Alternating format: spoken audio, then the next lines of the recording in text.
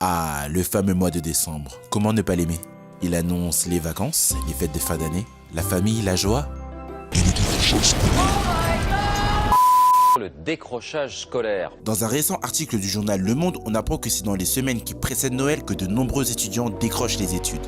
Selon le ministère de l'Intérieur, on remarque que rien qu'en 2016-2017, 28% des inscrits en première année de licence arrêtent les cours. Et si l'on pousse les statistiques un peu plus loin, selon Jean-Michel Blanquer, il y aurait entre chaque année 120 000 et 140 000 décrocheurs de plus de 16 ans en France. Et en observant tout cela, on se pose finalement une question.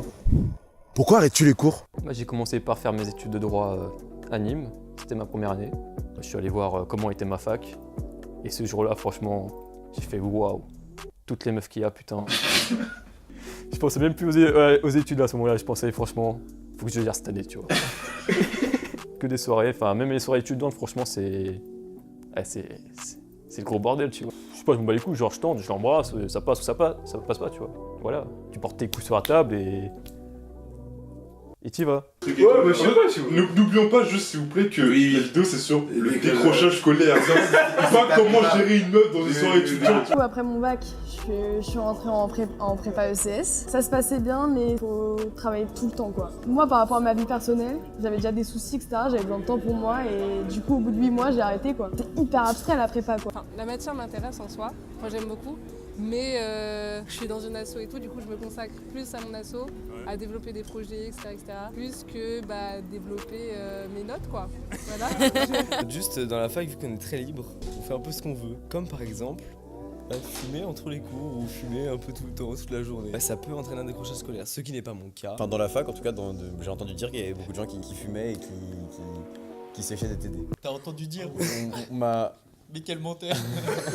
Déjà, je pense que la fac, c'est hyper simple de pas aller en cours. Et sachant que j'ai quand même un contrat de 25 heures en dehors des cours, je finis tard le soir, j'arrive chez moi, il est minuit, le matin, il faut que je me lève à 7 heures, des fois je me lève pas, quoi, parce que je suis crevée. J'ai pas tout à fait accroché au début de l'année, du coup, j'ai un peu lâché l'affaire au cours du temps. Je préfère tout sauf ça. Les soirées Netflix, beaucoup. Parfois, plutôt que d'aller à un TD, on va préférer aller à la bibliothèque. Parce qu'après, il y a des TD qui sont pas du tout intéressants. Genre, quand tu vas en TD, t'es sur ton téléphone et quand t'es à la bibliothèque, tu travailles. J'ai eu des problèmes familiaux, j'ai dû déménager assez loin du lycée où j'étais censé aller à cours et ça me faisait 1h30 de trajet, juste aller, donc faire 3 heures tous les jours, non, ça aurait été trop compliqué. Vous l'avez compris, il n'y aura jamais une raison au décrochage scolaire. Elles sont multiples. Donc, on aura beau essayer de garder la tête droite et de même regarder des dizaines de vidéos YouTube sur le sujet, finalement, quand tu craques, tu craques.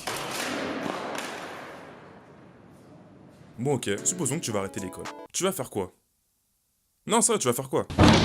Rien. Ça peut sembler cool d'arrêter l'école. Tu vas être libre, indépendant, faire ce que tu veux de tes journées, mais en réalité, c'est pas aussi simple que ça. Si tu veux, ça fait des années maintenant que t'es habitué à aller à l'école, à suivre le rythme scolaire. Tu te lèves le matin, tu prends les transports, tu vas voir tes amis, tu fais tes devoirs. Et sortir de cette routine, tu seras déboussolé, tu seras complètement insociable. Mec, tu boufferas des céréales à 20h devant ta télé-réalité. Pays, Angers. C'est à côté du Maroc. Après, je peux comprendre que certains d'entre vous aient envie d'arrêter l'école, se lancer dans la vie active, trouver un emploi et vivre de vos propres moyens. Sauf que statistiquement parlant, les jeunes non diplômés sont plus concernés par le risque du chômage que ceux ayant obtenu un bac+2. En bref, une personne diplômée gagnera forcément plus que ton salaire de 9 € de l'heure à McDo.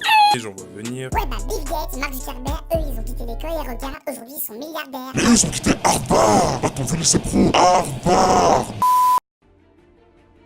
La véritable question, c'est finalement, qu'est-ce que tu veux faire dans ta vie? Car l'école, en fait, c'est pas censé être une fin en soi, mais un moyen d'atteindre tes objectifs.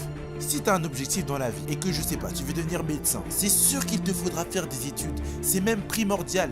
En fait, je suis pas allé en biologie parce que je savais pas quoi faire. Moi, je sais vraiment quel master je veux faire. Donc, quand je vais me spécialiser, j'aimerais faire de la neurobiologie. Moi, je veux travailler à l'étranger, genre en Afrique et tout. Moi, j'ai des profs de physique. Du coup, ça va, genre, j'ai vu que j'ai un but, je sais ce que je dois faire. C'est votre cas? Ouais. Toi, tu veux faire quoi, toi? Je sais pas. Non. Mais dans le cas où le système scolaire te ralentit, voire t'empêche d'atteindre ton objectif et que tu décides de tout arrêter, il va falloir te battre chaque jour pour réaliser ton rêve, ton but. Et même si les autres te jugeront, te rabaisseront, te critiqueront, tu es la seule personne à savoir ce que tu veux vraiment.